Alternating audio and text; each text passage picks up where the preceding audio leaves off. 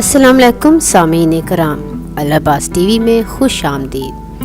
سامعین کرام، آج ہم آپ کو حضرت زکریا علیہ السلام کے بارے میں بتائیں گے، لیکن سامعین کرام اس سے پہلے آپ ہمارے چینل العباس ٹی وی کو سبسکرائب کر دیں اور بیل آئیکن کو پریس کر دیں تاکہ اس طرح کی مزید اسلامک ویڈیوز دیکھنے کو ملتی رہیں۔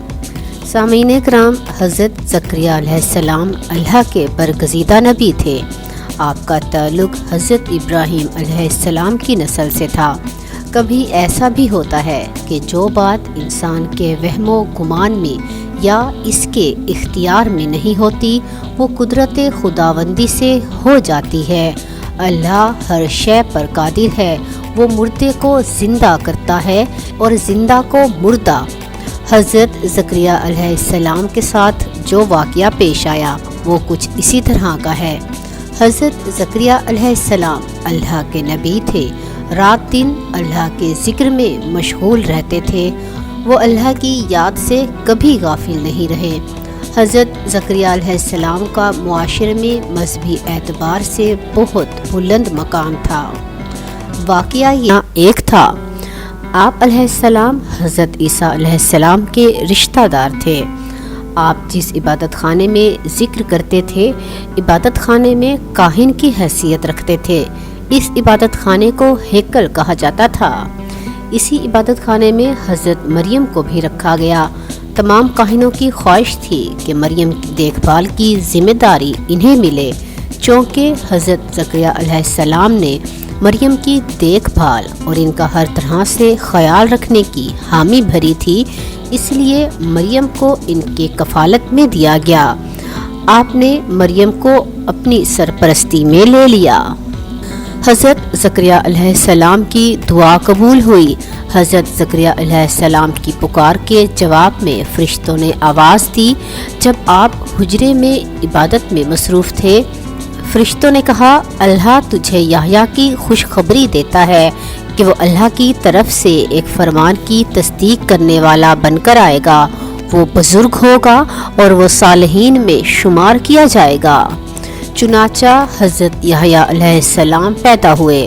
حضرت زکریا علیہ السلام اور ان کی بیوی کا ذکر انجیل میں یوں کیا گیا، وہ دونوں خدا کے حضور سچے، راست باز اور خداوند کے تمام احکامات اور قوانین پر عمل کرنے والے تھے۔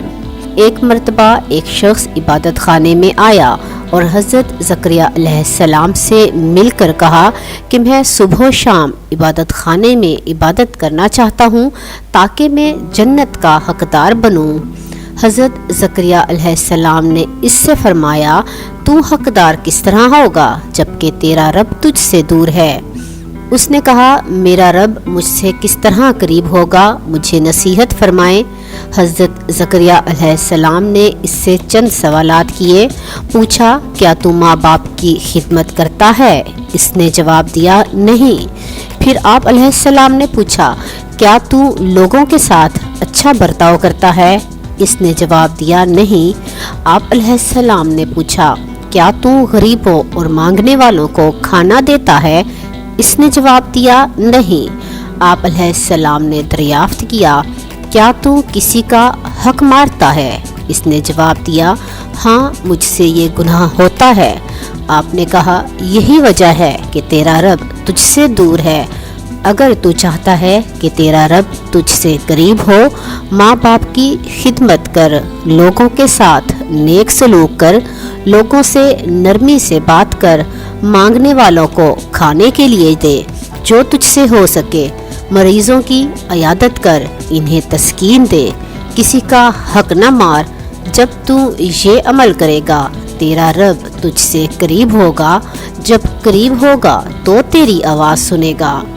پھر عبادت خانے میں آ، اسے یاد کر، پھر تیرا رب تیری بات سنے گا۔ آپ علیہ السلام کی وفات کے متعلق اختلافات پائے جاتے ہیں۔ بعض کتابوں میں لکھا ہے کہ آپ علیہ السلام کو شہید کیا گیا، بعض کتابوں میں لکھا ہے کہ آپ علیہ السلام قدرتی موت سے انتقال فرما گئے۔ سامعین کرام، آپ کو ہماری آج کی ویڈیو کیسی لگی کمنٹ باکس میں ضرور بتائیں اور اسے لائک اور شیئر کر دیں۔